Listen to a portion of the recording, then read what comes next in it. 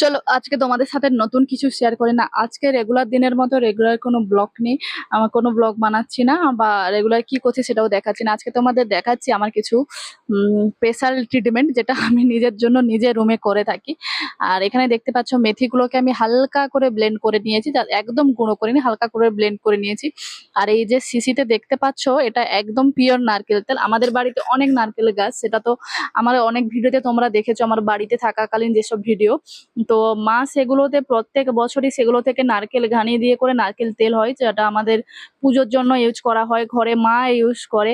আর মা সত্যি কথা বলতে কি ময়শ্চারাইজার ক্রিম শীতকালে খুব একটা ইউজ করে না, মা এখনো নারকেল তেলটাই প্রেফার করে। মা বলে নারকেল তেলের মতো কোনো কিছুই হবে না। আর একটাতে কালো জিরে দিয়ে করে সেটাও আমি শিশিতে রেখে দিয়েছি কালো জিরের সাথে। আর এখানে ছাদে আমি রোদে দিয়ে দিয়েছিলাম লেবুর খোসা। লেবুর খোসাগুলো আমাকে খুব যত্ন সহকারে গুছিয়ে রাখতে হয়েছিল। এখানে দেখতেই পাচ্ছ একটা বাটিতে নিয়ে নিয়েছি মুসুরের ডাল, একটাতে চাল, একটাতে লেবুর খোসা, আর একটাতে এখানে আছে কি বলতো, যদি বলতে পারো অবশ্যই আমাকে কমেন্টে জানাও। আমি জানি তোমরা বলতে পারবে, তো বোঝাই হোক। আর এখানে প্রথমেই আমি ব্লেন্ড করে নিয়েছিলাম আমার গোলাপের পাপড়িগুলো। ইস, বলে দিলাম। যাই হোক, হ্যাঁ, এখানে সেটা প্রথমে একদম সুন্দর করে গুঁড়ো করে নিয়েছি। দেখতে পাচ্ছ কি সুন্দর একটা মিষ্টি ল্যাভেন্ডার কালার এসেছে, তাই না? এটাকে যখন জলে ভিজিয়ে দেবো না, এটা আরো সুন্দর একটা গোলাপি কালার আসে মুখে যখন মাখবো। সেই কারণে এটাও বলে দিলাম না মুখে মাখার জন্য। তা তোমাদের বলবো না আর কাদের বলবো, তোমাদের জন্যই তো এই ভিডিও। তো সেটাকে আমি ভালো করে ছালনি দিয়ে ছেলে নিয়েছি। হ্যাঁ, আমার কাছে বড় ছালনি নেই, আমি তো আগেই বলেছি আমি হোস্টেলে থাকি, আমার কাছে এত জিনিস কি করে থাকবে বলো। তো ছোট ছালনিতেই ছালিয়ে নিয়েছি। আমরা কম জিনিসে মধ্যেই আমরা কিভাবে ম্যানেজ করতে হয় আমরা জানি। যাই হোক, ওইসব কথা বাদ দাও।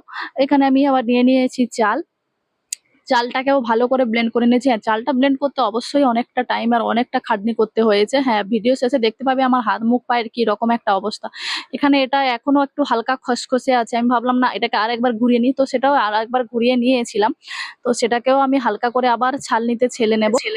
আর মিক্সিতে যতই চাল ভালো করে করো না কেন, মানে মিক্সড করে নাও না কেন, তবুও তার মধ্যে হালকা রোয়া রোয়া থেকেই যাবে। তো সেগুলোকে আমি আলাদা করে রেখে দিচ্ছি। এটারও আলাদা কাজ আছে, ঠিক আছে? তো এটা একদম প্লেন ছিল আর সেটা কিছুটা খন্না ছিল, তো সেটা আলাদা করে রেখে দিয়েছি। তারপর আমি এখানে ভেঙে নিচ্ছি আমার মুসুরির ডাল।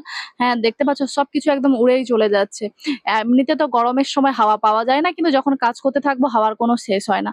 তো মুসুরের ডালটাও আমি এখানে গড়িয়ে নিয়েছি। এটাকেও আমি আরেকবার ভালো করে ভুলে গেছিলাম ছেঁকে নেওয়ার জন্য, মানে সরি ছানিয়ে নেওয়ার জন্য, তো পরে সেটাকে ছেনে নিয়েছি। আর এখানে তারপরে আমি কি দিয়ে দিয়েছি বলো তো? হ্যাঁ, লেবুর খোসা। সত্যি কথা বলতে কি লেবুর খোসা মিক্সিতে ব্লেন্ড করা যে কি টাফ কি বলবো। কারণ এটা তো যতই রোদে শুকানো হোক না কেন, এর মধ্যে একটা সেই টান টান ভাব থাকে, যার কারণে ব্লেন্ড হতে অনেকটা টাইম লাগায়। তবু এখানে ভালো করে ব্লেন্ড হয়ে গেছে সবকিছু।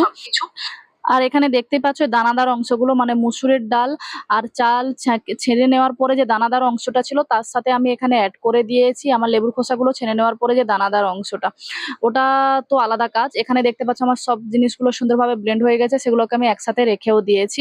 আর এই দানাদার অংশটা কিন্তু ওটা স্ক্রাবিং হিসেবে কাজ করবে, আর এগুলো কাজ করবে ফেস প্যাক হিসেবে। তো এগুলোকেও বানিয়ে নেওয়া যায় দইয়ের সাথে, সবকিছুর সাথে। আর এখানে কড়াইতে দেখে তোমরা বুঝতে পারছো এই বাবা আমি ডিব্বাতে করে কি করছি এখানে।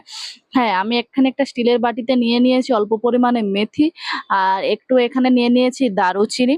আর এটা কি বলতো, হ্যাঁ এটা ভাতের ফেনা সাথে ফ্ল্যাক্সিড। ভাতের ফেনা দেখে যেন অন্য কিছু ভেবো না। এর যদি চাল থাকে অল্প পরিমাণে চাল দিয়ে দিতে পারো, কিন্তু যেহেতু আমি আজকের ভাত রান্না করেছিলাম তাই ভাতের ফেনাটাই এখানে অ্যাড করে দিয়েছি। তো সবকিছু দিয়ে ভালো করে ফোটানোর পরে ওই যে একটা থিকনেস অংশটা বেরোবে, মানে সবকিছু ভালো করে আমি ছেঁকে নেবো। ছেঁকে নেওয়ার পরে বাদবাকি যে অংশটা তো ওটাকে মাথায় ইউজ করছি। কারণ সত্যি কথা বলতে কি আমি হেয়ার স্ট্রেটনিং করিয়েছিলাম, তো হেয়ার স্ট্রেটনিং করানোর পরে আমার চুলের যা অবস্থা, চুল একদম নেই, মাথা থেকে চুল পুরো পাতলা হয়ে গেছে, চুল সম্পূর্ণ উঠে শেষ হয়ে গেছে। জানি না আমার হেয়ার স্ট্রেটনিং এর মানে খারাপ রিয়াকশন দিয়েছিল কি, যাই হোক। তো সেই কারণে আমি এই পদ্ধতিটা অ্যাপ্লাই করছি রিসেন্ট 1-2 মাস ধরে। আর চারদিক থেকে আমি ভাবলাম না মাথায় একটু ছোট্ট করে এই আমার মানে ফেস টাওয়ালটাকে বেঁধে নিই। চলো আজকের ভিডিও এই পর্যন্ত। এই ছিল আমার রোজকারের রুটিন। এটা নিয়ে কিন্তু কেউ কিছু বলবে না, যেখানে প্রতিনিয়ত আমরা সবার যত্ন করে চলছি, নিজের যত্নও তো করা উচিত, তাই না? এখানে দেখতেই পাচ্ছ আমি আমার ফেস প্যাকটা বানিয়ে নিয়েছি। তো এখানে আমি নিয়ে নিয়েছিলাম মসুরের ডাল, সাথে নিয়েছিলাম ওই গোলাপের পাউডার, আর একটুখানি নিয়েছিলাম চালের গুঁড়ো। তো সত্যি কথা বলতে কি কোনো ফেয়ারনেস এর জন্য বা ফেয়ার হওয়ার জন্যই মানুষ স্কিনের যত্ন নেয় না। অনেকে বলে শুনি মুখে ঘষাঘষি করছে না কখনো হয় না। ভগবান যেই স্কিন টোন দিয়ে পাঠিয়েছে সেটা কখনোই চেঞ্জ হবে না। কিন্তু আমরা তো চেষ্টা করতে পারি না স্কিনটাকে বেটার রাখার জন্য যাতে স্কিনটা পরিষ্কার থাকে, তাতে কোনো পিম্পলস না থাকে। বাস এটুকুই।